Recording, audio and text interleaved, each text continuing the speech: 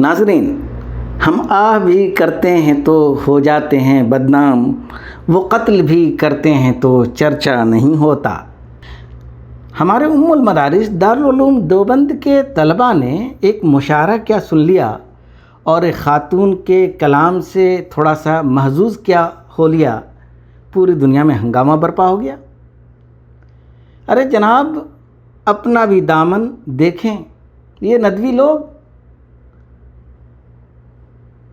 لکھنؤ کا کوئی بھی مشاعرہ ندوے کے لڑکوں سے خالی نہیں ہوتا، اور وہ تو چھوڑیے، جب وہ کالج میں جاتے ہیں تو اپنی داڑھی کٹوا لیتے ہیں، اپنے لباس بدل لیتے ہیں، اپنا حلیہ بگاڑ لیتے ہیں، ان کو تو کوئی کچھ نہیں بولتا۔ اور جامعہ ملیہ اسلامیہ نام پر غور کیجئے، ملیہ بھی ہے اور اسلامیہ بھی ہے۔ وہاں تو مرد اور عورت، لڑکا اور لڑکی سب ایک ساتھ مل کر کے کھاتے ہیں، پیتے ہیں، رہتے ہیں، اور کلاس میں کہتے ہیں کلاسیں بھی کرتے ہیں، پارک کے اندر کندھے پر ہاتھ رکھ کر کے بھی چلتے ہیں، وہاں کوئی کسی کو کچھ نہیں بولتا۔ اور ہمارا علی گڑھ، جس کو سر سید احمد خان نے قائم کیا تھا، جو شبلی کا، حالی کا اور جوہر کا اور بڑے بڑے ہمارے مسلم علماء اور لیڈرز کا خواب تھا، اور جہاں اسلامک کے ڈپارٹمنٹ بھی قائم ہیں، جہاں سے اسلامک اسکالرز نکلنے والے تھے، وہاں ڈانس کا پروگرام ہو، وہاں کوئی بھی فلمی ایکٹر آ جائے، مشاعرے پر مشاعرہ ہو، لیکن وہاں پر کوئی کچھ نہیں بولتا۔ لیکن دیوبند کے طلباء نے ایک مشاعرے میں ایک خاتون کو کیا سن لیا، پوری دنیا میں ہنگامہ برپا ہو گیا۔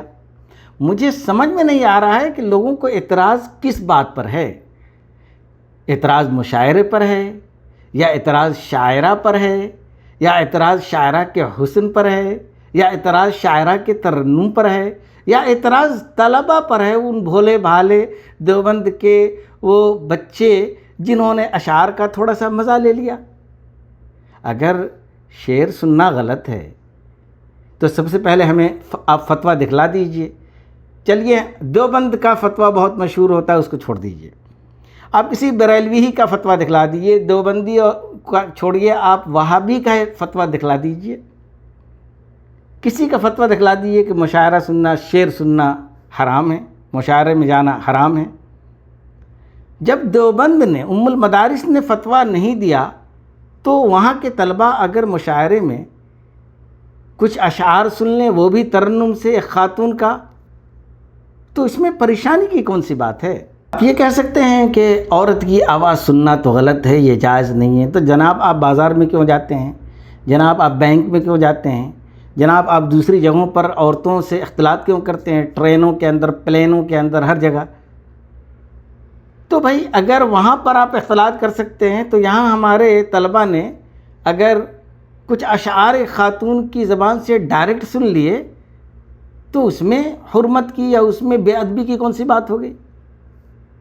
بھائی مشاعرے کی خوبیاں ہوتی ہیں، مشاعرے میں اگر شاعرہ حسین بھی ہو اور اس کی آواز میں جادو ہو، خوشکن بھی ہو، تو مشاعرے میں ایک شاعرہ کی خوشکن آواز تھکے مادے دماغ کو نئی انرجی دے دیتی ہے۔ ہمارے ام المدارس کے طلباء نے صدیوں سے چلی آ رہی ان کتابوں کے اوراق سے نکل کر سماج کے اندر جہاں تھوڑا سا جھانکنے کی کوشش کی، اس پر ہر طرف واویلا مچا ہوا ہے۔ بھائی انہوں نے کیا کیا؟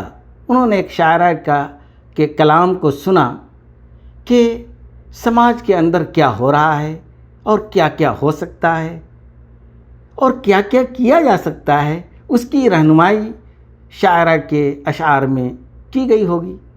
میں تو یہ کہتا ہوں کہ دیوبند کے محتمم صاحب کو ایک میٹنگ بلانی چاہیے اور ایک عظیم مشاعرہ کرنا چاہیے، اور جہاں پر اچھی اچھی خواتین جو ہندوستان کی ہیں، اور مردوں کو بھی جگہ دے دیا جائے، لیکن بہتر ہوگا کہ خواتین کو دعوت دی جائے، جن کے آوازوں سے جب سر بندھے تو پورے ہندوستان کو معلوم ہو کہ بھائی